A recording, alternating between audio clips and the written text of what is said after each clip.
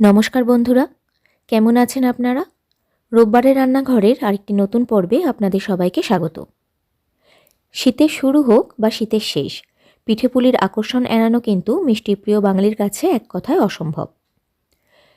তাই আমি আজকে আপনাদের সাথে শেয়ার করব দুধ পুলি বা পুলি পিঠের রেসিপি। এটাকে আপনারা ক্ষীরপুলিও বলতে পারেন।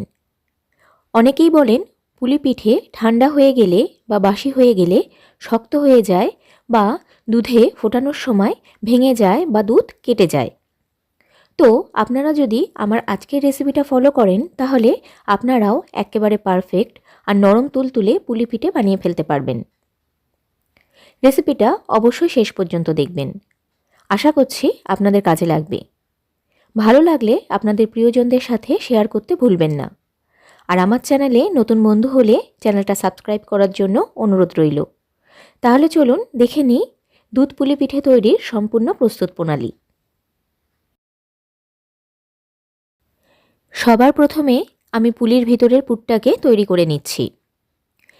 সেজন্য একটা কড়াইয়ের মধ্যে দিচ্ছি কুড়িয়ে রাখা নারকোলটা। এখানে আমি 1.5 খানা নারকোল কুড়িয়ে নিয়েছি। আর দিচ্ছি 500 গ্রাম পাটালি গুড়। এখানে আমি খেজুরের পাটালি গুড় নিয়েছি, এতে স্বাদটা খুব ভালো হয়। তবে আপনারা এর পরিবর্তে ঝোলা গুড় বা চিনিও দিতে পারেন। এবার গুড় আর নারকোলটা খুব ভালোভাবে মিশিয়ে নিচ্ছি। পাটালিটা কিছুক্ষণের মধ্যেই দেখবেন গলে গিয়েছে। এখানে আমি 5 মিনিট মিডিয়াম ফ্লেমে নাড়াচাড়া করে নিয়েছি। আর দেখুন গলে যাওয়া গুড়টা অনেকটাই টেনে গেছে আর নারকোলটাও নরম হয়ে এসেছে। এভাবে নাড়াচাড়া করে আরও কিছুক্ষণ পাক দিয়ে নেব।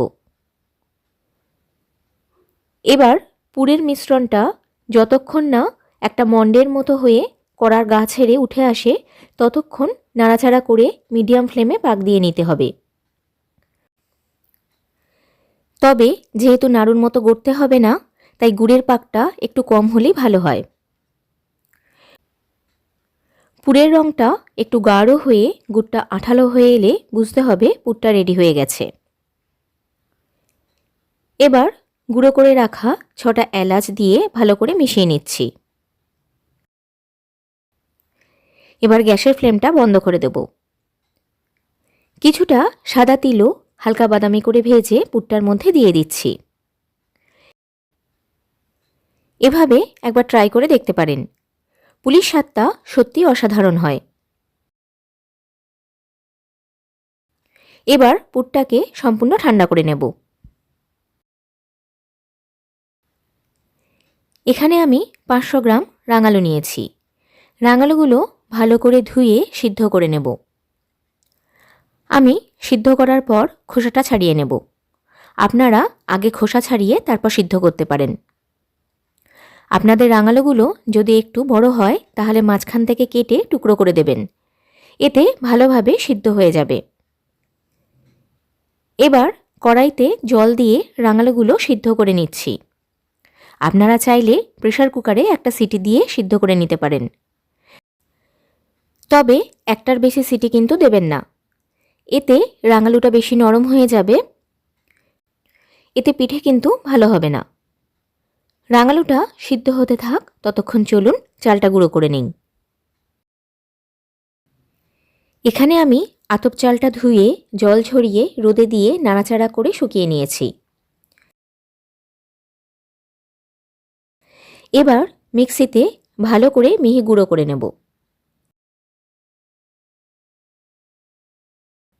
চালটা গুঁড়ো করে একটা চালনির সাহায্যে চেলে নিচ্ছি। এভাবে চেলে নিলে পিঠেটা খুব ভালো হয়। তবে আপনারা এসব ঝামেলা না করে কিনা চালের গুঁড়ো দিয়েও দুধ পুলি তৈরি করতে পারেন। এদিকে আমাদের রাঙালুটাও সিদ্ধ হয়ে গেছে। খুব নরম ভ্যাদভ্যাদে করে কিন্তু সিদ্ধ করব না। এবার গরম থাকতে থাকতেই রাঙালুগুলোর খোসা ছাড়িয়ে নিচ্ছি। এবার রাঙালুগুলোকে ভালো করে চটকে মেখে নিতে হবে। এর মধ্যে যেন কোনো দলা বা শক্ত অংশ না থাকে সেভাবে মেখে নিতে হবে।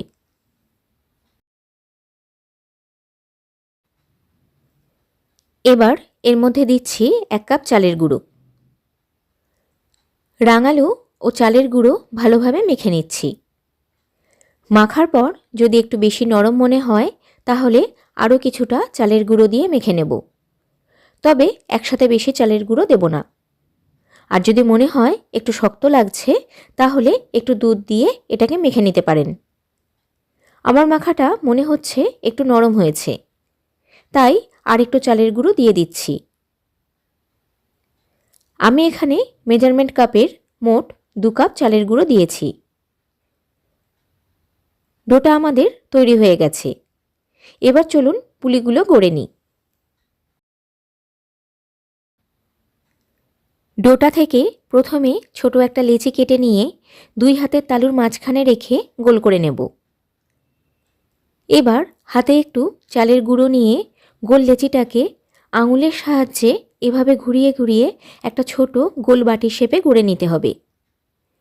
এবার এর মধ্যে ঠান্ডা করে রাখা পরিমাণ মতো নারকেলের পুর দিয়ে মুখটাকে ভালোভাবে জুড়ে দিতে হবে, তবে স্টাফিংয়ের পরিমাণ খুব বেশি যেন দিতে যাবেন না, তাহলে পুলির মুখটা সিল করতে অসুবিধা হবে আর দুধে দিলে ফেটেও যেতে পারে। পুলিগুলো গড়ার সময় হাতে একটু চালের গুঁড়ো বা ময়দা মাখিয়ে নিলে হাতে লেগে যাবে না আর পুলিগুলো গড়তেও সুবিধা হবে।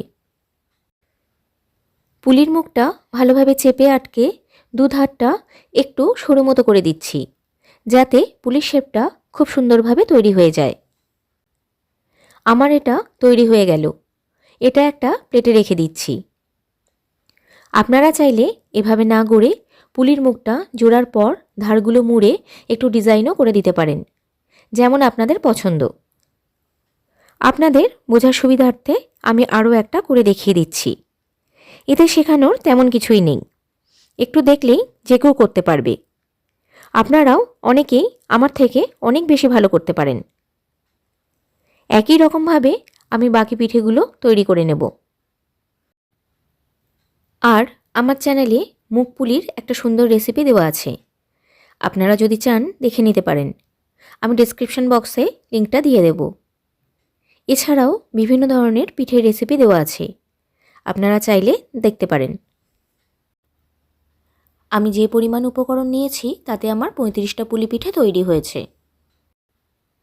তৈরি হয়ে গেল আমাদের দুধ পুলির পুলি।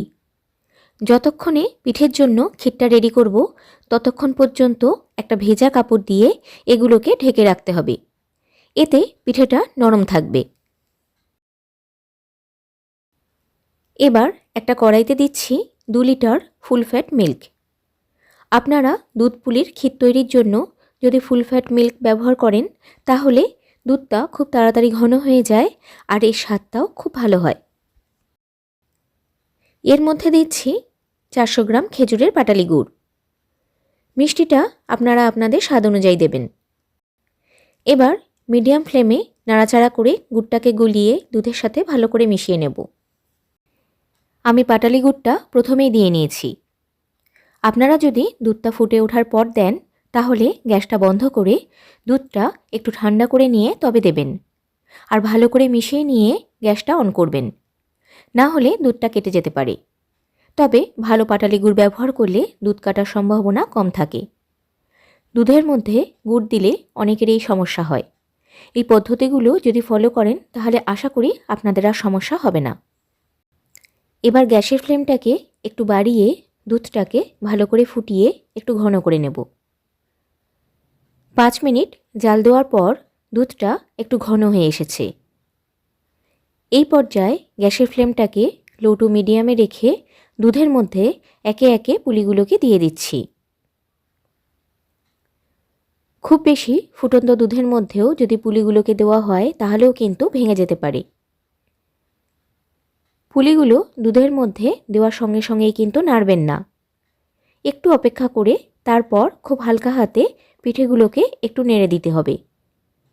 এতে দুধের মধ্যে পিঠেগুলো খুব ভালোভাবে ডুবে যাবে। এবার মিডিয়াম ফ্লেমে পিঠেগুলো সিদ্ধ হতে দেব। কিছুক্ষণ বাদে দেখবেন পুলিগুলো দুধের উপরে ভেসে উঠেছে। এবার ফ্লেমটাকে একটু বাড়িয়ে দিয়ে অপেক্ষা করতে হবে যতক্ষণ না পুলিগুলো আবার দুধের তলায় ডুব দেয়।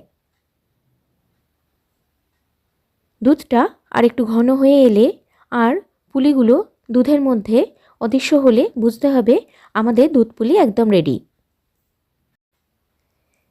এখন খুব আলতো হাতে সাবধানে পিঠেগুলো একটু নেড়ে দিতে হবে। খুব বেশি নাড়াচাড়া করা যাবে না।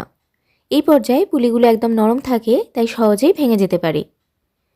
দেখুন, দুধটা আমাদের একদম পারফেক্টভাবে ঘন হয়ে গেছে। যেমন ক্ষীরপুলি হয় সেই রকমই হয়েছে। এবার অল্প একটু এলাচ গুঁড়ো ছড়িয়ে মিশিয়ে নিয়ে গ্যাসটা বন্ধ করে দিচ্ছি। যে কোনো পিঠে পুলি ঠান্ডা খেতেই বেশি ভালো লাগে, তাই এবার পুরোপুরি ঠান্ডা করে নেব, তারপরই সার্ভ করব। তাহলে দেখলেন তো কত সহজে তৈরি হয়ে গেল একেবারে নরম তুলতুলে দুধ পুলি বা ক্ষীর পুলি। দেখে নিশ্চয়ই বুঝতে পাচ্ছেন কতটা টেস্টি হয়েছে আজকের দুধ পুলি। আশা করছি আমার আজকের রেসিপিটা আপনাদের সকলের খুব ভালো লেগেছে। ভালো লাগলে অবশ্যই বানাবেন, আপনার প্রিয়জনদের সাথে শেয়ার করতে ভুলবেন না। আর সেই সাথে আরও এমন নিত্য নতুন রান্নার রেসিপি পাওয়ার জন্য আমার চ্যানেলটাকে সাবস্ক্রাইব করার অনুরোধ রইল। ভালো থাকবেন, সুস্থ থাকবেন আর সঙ্গে থাকবেন। নমস্কার বন্ধুরা।